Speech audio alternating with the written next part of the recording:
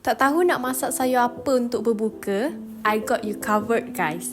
Assalamualaikum and welcome back to Ramadan Series with Adila. Satu hari, satu resepi selama 30 hari Ramadan. Today recipe is simple, cepat dan super sedap. I want to make pak choy tumis sos tiram.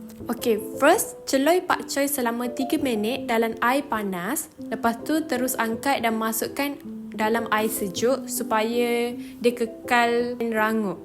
Panaskan sedikit minyak, lepas tu goreng 3 ulas bawang putih yang dicincang sampai perang keemasan dan wangi.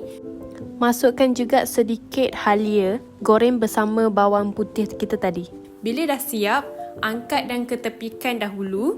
Dalam kuali yang sama, masukkan 2 sudu sos tiram. Lepas tu masukkan sedikit air.